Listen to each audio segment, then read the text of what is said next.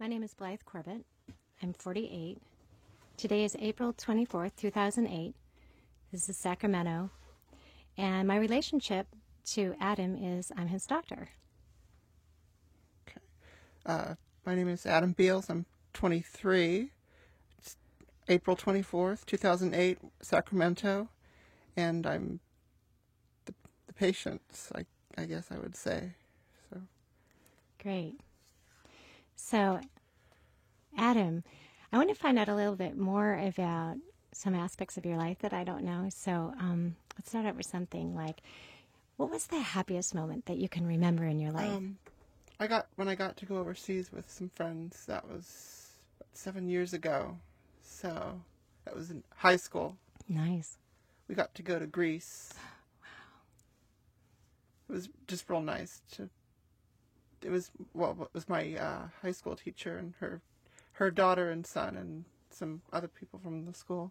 Was this organized by the school? It was partly by the school and mostly by my teacher. So. Mm-hmm. So what were some of your more favorite moments while you were there? It was just being there for the first time, and seeing. Well, we went to Rome also and got to see the monuments and the. It's impressive, isn't it? Yeah. Yeah, see all the history and. Yeah, I just recently got back from France, so traveling abroad is really a wonderful, memorable experience. Yeah, we went. Well, I went again. Let's see, in 2003 we went to Paris and we went to Rome again and Florence. So with the same people. Mm-hmm. Oh, with the same people. Oh. So do you speak the languages at all? I'm not very good at it. Me neither. I try, but I find that most people over there speak English pretty well. So. Mm-hmm. What were your favorite aspects of Paris? I just liked the architecture and just the history. Wasn't it fantastic? Yeah. Oh my gosh! Everywhere you look, there's a monument or there's a museum. I think I like the Louvre, or maybe Did you go to Versailles? No, I didn't. Not on this We trip. went to Versailles and saw where Marie Antoinette, Marie Antoinette's bedroom and that kind of thing. So. Well, you being an artist, you must have had a real appreciation of being there. Yeah. Oh yeah, you could have probably spent a week in the Louvre. Yeah. My favorite, of course, was the Mona Lisa. So. Wasn't that incredible how they had it all by itself on one wall? Made it Yeah. even more majestic than it already is. Yeah. So I have another question, actually, since we're talking about art. I know when we met, you shared with me some of your amazing artwork. So when did you start drawing art? I probably started when I was maybe real young, and I got into these period costumes that I saw in films or Wow. and I had an interest in just those. So it takes a while, but it's just fun for me to do. Can you describe what you're showing her for the Sure. audio? Well, these are just turn of the century costumes. A sample of maybe 20, I would say, that I have. They're a well-to-do woman's costume. We have they're day costumes, I think, is what they are. And one is just around the house dress. One is a winter costume. One is like what you would wear to a parade or An evening affair or something. Right. And Beautiful. they're from a movie called Nicholas and Alexandra about the Romanovs, and this is the Empress from that film.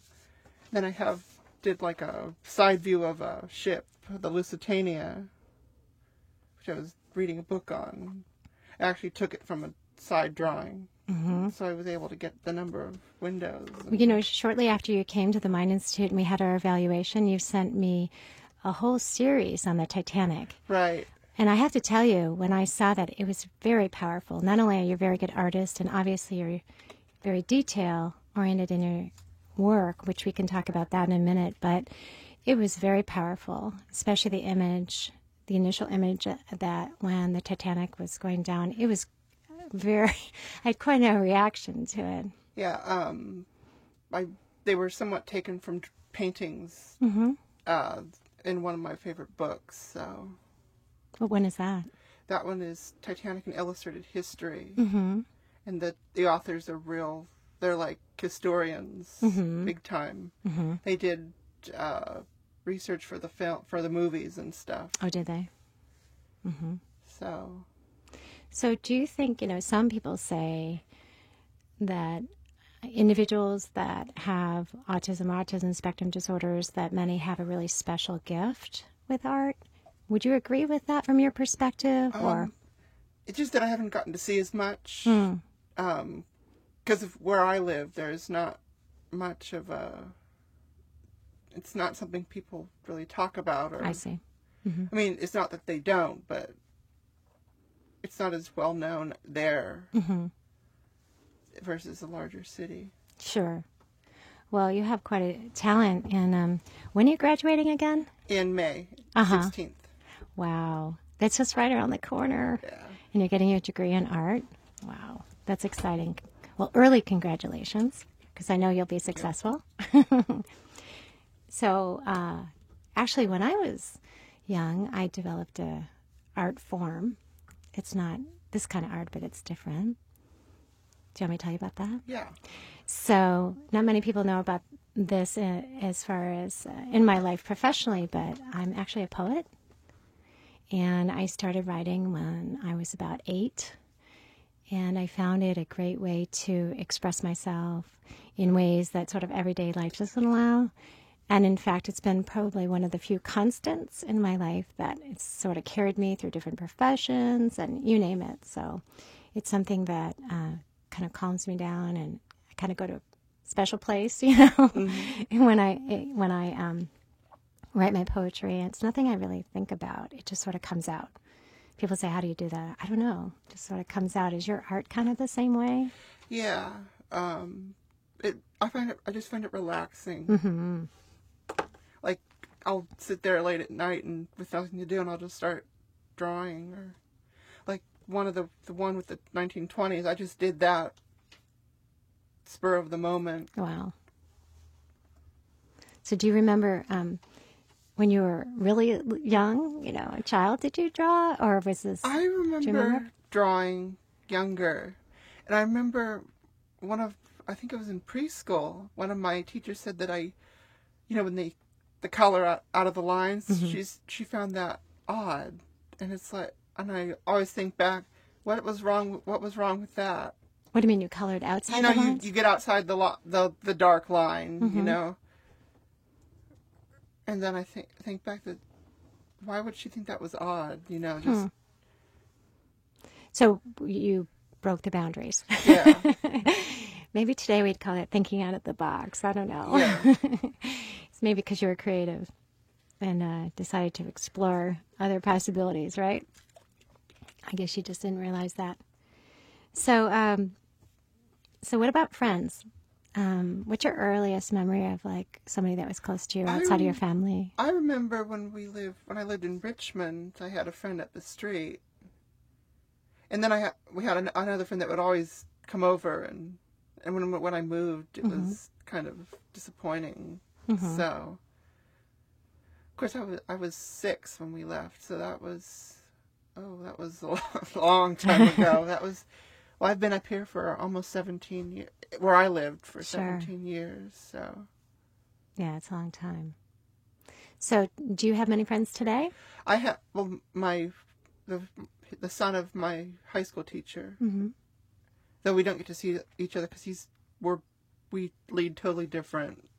He's still in college, and he's in the drama. Oh. So. Is he the one you traveled with? Yeah. Nice. Well, that's good. What about where you live currently? Any friends that are there that you see regularly? We don't usually have a lot of... I think the closest neighbor is quite a distance away. Oh. So That's right. You guys actually have land there. yeah, and there aren't any people my age around. It's usually older. It's a lot of older people who come up there just to. Well, I know my grandparents. They came up there when they retired. And, Well, that's good that you have family around. yeah, I have my grandma lives up there now, so we're keeping an eye on her. She's old. She's 86, so she's. So you're one of her care providers? Yeah. Yeah. Good for you. I think just her mind is.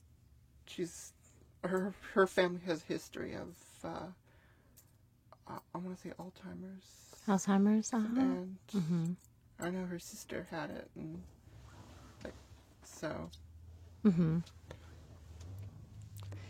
So Yeah. it's kind of depressing at times, To see her kind of slip away. Yeah, sometimes she'll be absolutely normal, and the next time she'll say something really just odd.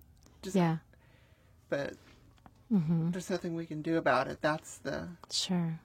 Does she recognize you? She does. Okay. She recognizes a lot of people. She just like, she'll forget her medicine or that kind of thing. Yeah, it's a very sad disorder because it's so insidious. It's gradual It's over hard on my time. dad, too. Oh, 'Cause yeah. it's his mom. Oh, yeah. So, what do you think you're going to do next after college? I'd like to...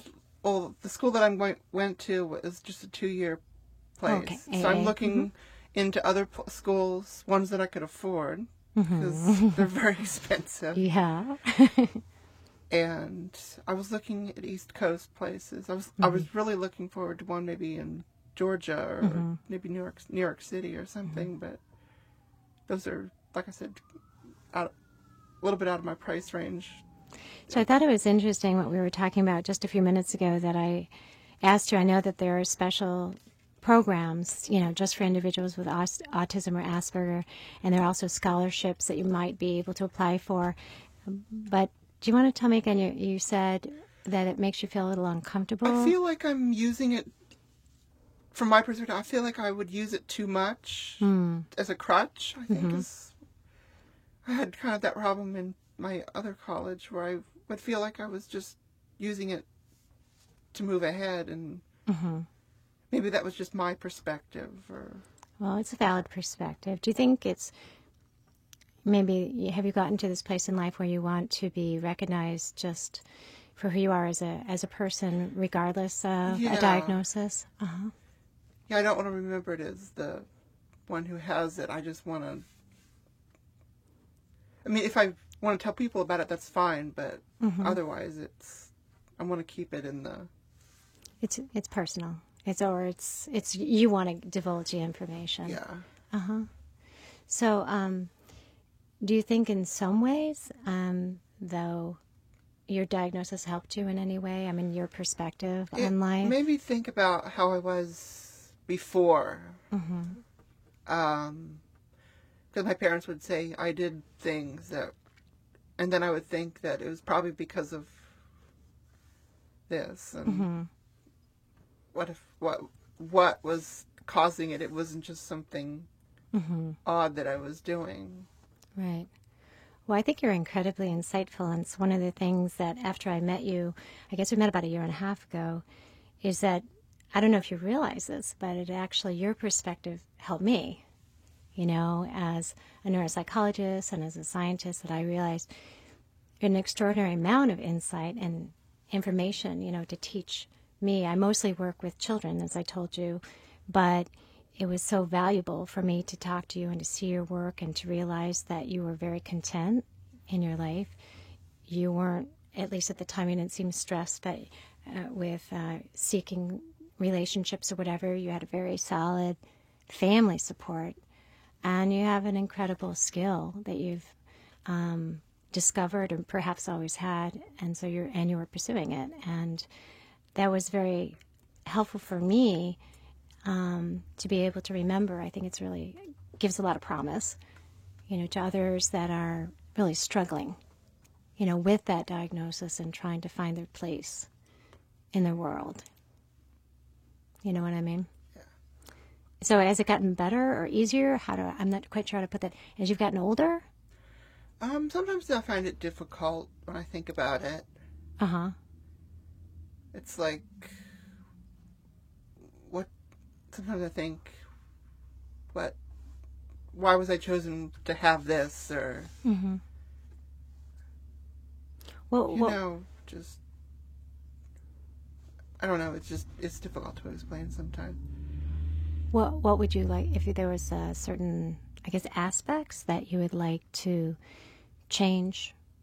What would it be that you could, if there was some skill you could learn, well, what would you wish for? I know that in school that I have difficulty with tests, and I don't know if it's just because of this or because I have friends who are really, they just balk at tests, and but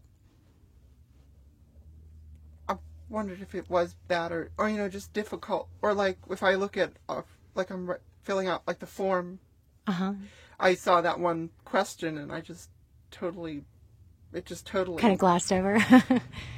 So Yeah. like I'll read something and I have to reread it several times before I catch it. Or like I'm reading a book or something the same way. So the processing of the information. Yeah.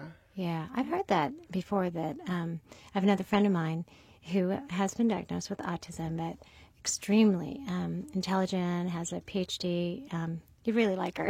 She's a really neat person. But one of the things that she continues to struggle with is her processing speed, that if things are happening too quickly, especially social kind of information, or if there's a lot of distraction.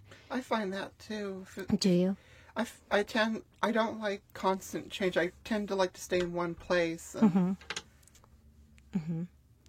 that's one of the reasons that I study stress, because a lot of the kids that I work with have not only shown me, but the data tells me the same thing, that novelty is where some of us, seek out novel experiences.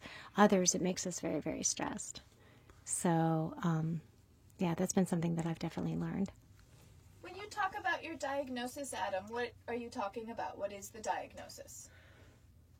I'm sorry. It's just I sometimes have trouble comprehending a question oh. coming right at me. No, that's absolutely fine. What when you said you received a diagnosis, what diagnosis? What did they say? They would say I have autism. That's You're talking to the microphone. Oops. Sorry. And sometimes when I think back, I think it's just odd. It just seems. I was wondering why didn't they find this out earlier? I know. How old were you? I was in high school when I found that out. So. And when Adam came to me, it was to verify the diagnosis, and it was shocking to me as a clinician, to be honest with you, that it hadn't been identified so much earlier, Yeah, because like I said, when I think back, some of my actions in school were affected by that. Well, also, if I remember too, and I don't think you'll remember this, maybe you will, that your language development was pretty delayed. Yeah, I remember. I think my parents would have explained more on that. Yeah. So, but that's one of the interesting dilemmas today, is that, from my perspective, I don't know if I share this with you, but we have this idea that the diagnosis of autism is rising.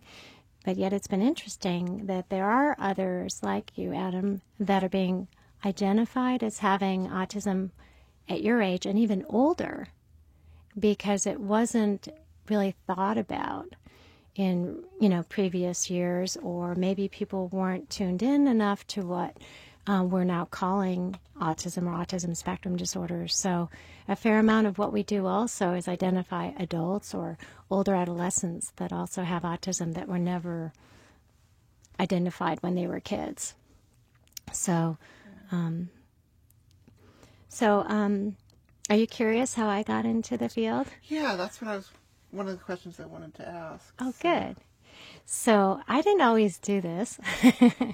I actually had very different profession, and I was like your friend. I was in drama, and I loved it. I was in the theater, and all the media actually.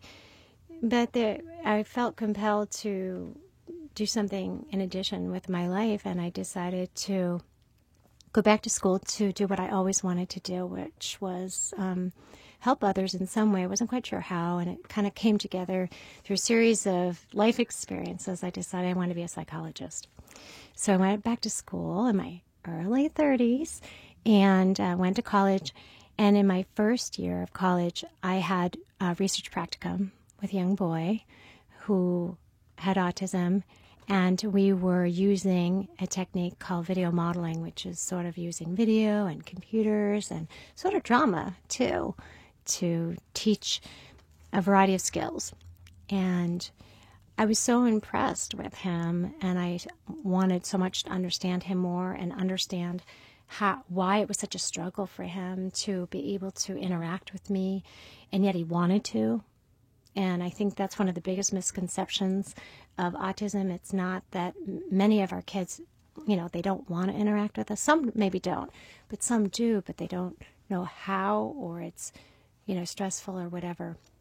Anyway, I decided I want to understand better, like how the social and emotional processing, as well as the reactions of this boy, but also others that I would meet along the way. So it was really quite a profound meeting, completely unexpected. It wasn't planned. I thought I was going to be a counselor. So it turned my life in a completely different direction. Okay. Yeah. So when we were talking just a little while ago, you were saying that you're interested in actually leaving the state and going to college. Yeah. Well, like I said, I was. Well, finish your college degree, I should say, to get your bachelor's. Just have to. I'm looking forward looking at scholarships because, like I said, I couldn't. Some of the places I wanted to go are $25,000 and $30,000. Wow. So. Yeah, it's expensive. So, are you looking at any particular school or any part of the country? There's there's the Savannah College of Art and Design. There's in Georgia. But there is a scholarship, but I'm looking into that now.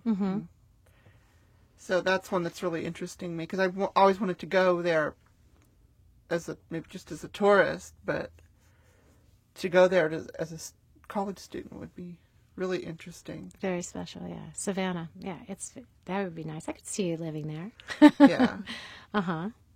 So, how do you think that it would be living that far away from your family? Part of me wants to do it. The other part doesn't. It's because I know that with like tests and things, I feel like I would be losing a support line. Or just living by myself. Versus, because up here I just go home and I'd be in a strange place with strange people that I've never met before. So. Right. So, what do you think would be the best part about it? I get to see a place that I've never been to. And maybe meeting new people would be a big plus. And just seeing a part of the country that I haven't gotten to see before. Oh. Well, I know you, and you're very focused, and you persevere, so I'm sure you're going to make it happen, either there or somewhere else. That was one of the things I was always very impressed by about you.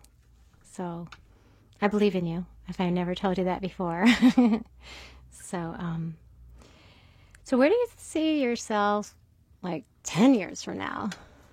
Well, I really would. The job that I want is I'd like to be an interior decorator, and that school that I was talking about has a a whole course on just that. Oh, yeah. That's what I want to do. Mm-hmm. That I'm 100% sure on. So. Very good. Well, then I'll hire you and you can come and decorate for me.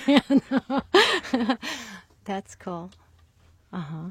How did you decide you wanted to be an interior decorator? I don't know. It's like I watch. You watch a movie or even a play with set decorations, and you could see yourself changing things on the set, or that would be another thing as a set decorator for a film or something, something like that. So if you came over to my house, would you feel compelled to rearrange? Do you do that when you walk into people's houses? Sometimes I'll just maybe just see how it is, and I sometimes put my own tastes into it, and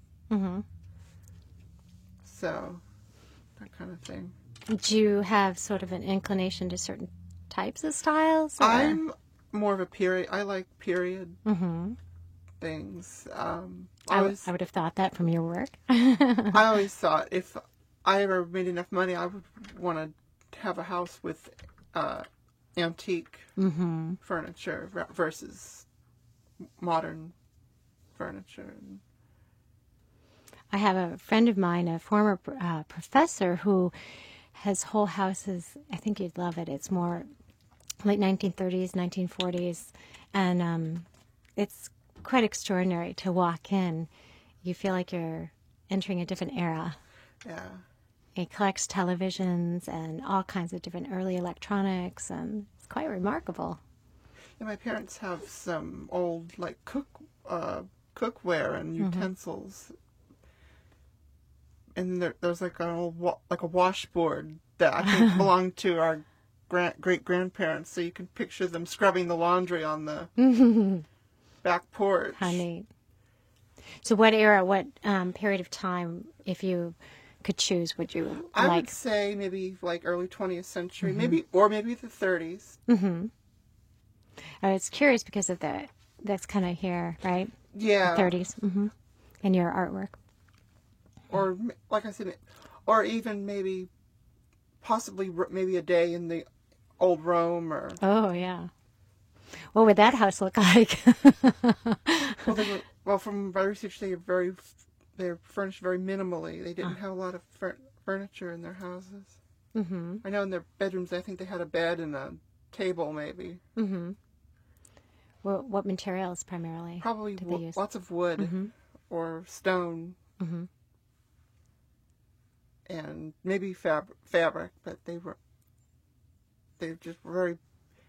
Their dining, they reclined on almost like beds when they ate. Really? Interesting. I didn't know that. I just learned something new from you. Thank you. So, when you knew that we were going to see each other again today, were there any questions you were hoping I was going to ask you? No, I just wanted to see how it went. And I was kind of excited to leave home and just kind of, because I like this city, so I like coming down here and. Like Sacramento? Yeah. What do you like about it? I just like that there's, well, because I live where there are no buildings, it's just trees. And I mean, I like the trees, but sometimes I like to see man-made. Isn't that a rare wish? I'm not making fun of you. It's just when you have all this, I'm longing for where you live, right? Yeah. So, but I do understand. I don't know. You probably wouldn't know this about me. I actually grew up on a farm in the Midwest. And we had 63 acres, beautiful thoroughbred farms. So I grew up with lots of animals and obviously horses, but also we had dogs and tons of cats and a goat, which was named Mr. Goat, go figure. And yeah, I loved it. And then once we sold the farm, I've never had that much land again, and I long for it. Yeah, my parents we used to have donkeys. Donkeys, really? 6 donkeys. We had to give them away because we didn't have the money to Oh, sorry. But and the land was the other thing. They didn't have much of a pasture to, and we had a pair of goats. One that liked to rear up and butt people. They went. I think they went to the same place that the donkeys went to. But we do have dogs and cats and ducks and geese. So we could be considered somewhat of an animal family. So. Do you have a favorite pet? I have a cat that I've had for about 4 years now. So I love cats. Years ago, I actually hand raised 4 kittens. I wasn't planning on it, but this is how life sort of happens sometimes. My cat, her name was Boo Boo. She was pregnant. She had her babies, of course, at 6 o'clock in the morning on my bed. And she unfortunately became very sick 5 days after she delivered, and Boo Boo got a mammary gland infection, and so I had to attempt to take over and become Mama Cat. So I literally quit my job, which my boss couldn't believe I was quitting my job to raise a couple of kitties. But it was one of the most wonderful experiences of my life. They had to be fed every 2 hours. They were in boxes with water bottles, tiny little bottles filled with formula. And you're shaking your head. Have you done this kitten was a litter of 7. The other ones died. Yeah. But the mother disappeared. Oh. And we had to hand feed them. And he's the only survivor. Oh. So even when I'm away from him, I worry about him. But he's always in at night. So I completely understand. That's how I felt about my kittens. And even though they were purebred, there was no way I was going to sell them. I gave them to people who I knew would take care of them because they were like my babies. Yeah. You felt the same way? Yeah. What's your cat's name? Lefty. We call it because because we were trying to, so we wouldn't confuse all the kittens, and he had a black patch here on his left leg, and so that became his name. So that's very nice. Lefty, I like that. So so have you always had sort of an affinity for animals? Yeah, my parents had cats, and I think they even said they had a rooster once, and they lived in the suburbs. Lived in the suburbs. A rooster in the suburbs probably wasn't very welcomed. And when my parents used to live in San Francisco, they had dogs. So I think they had a German Shepherds is what they had. Do you know Temple Grandin? Do you know who she is?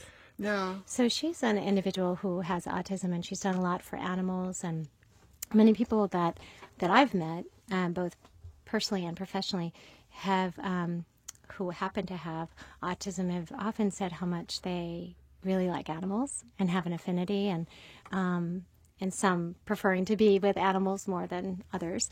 So I just thought that was kind of an interesting thing.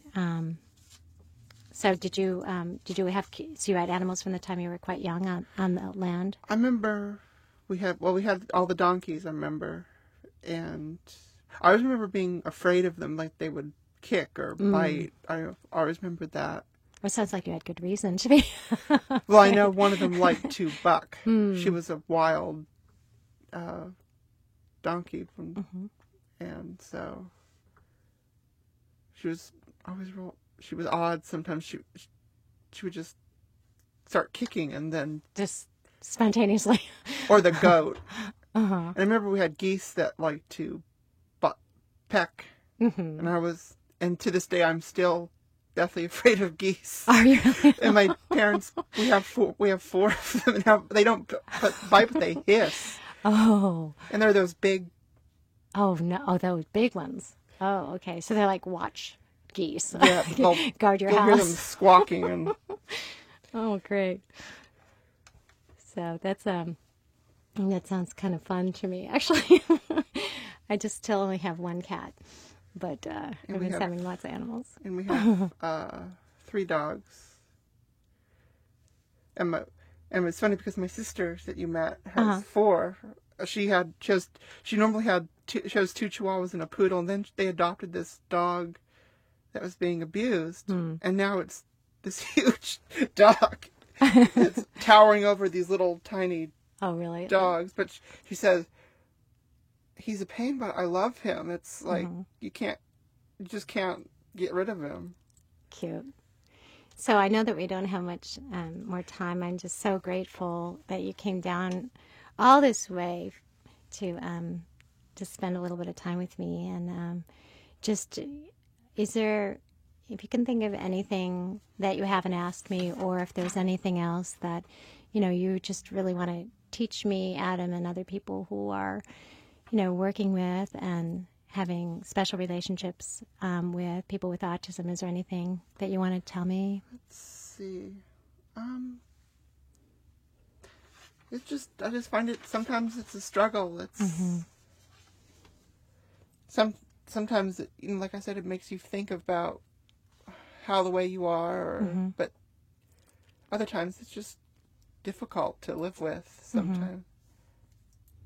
Well, you've come so far, and I know I've been inspired by you, and I feel that I actually have a very easy time interacting with you and getting to know you, and I think this has just been a memorable time for me. I hope you feel the same. Yeah. Nice.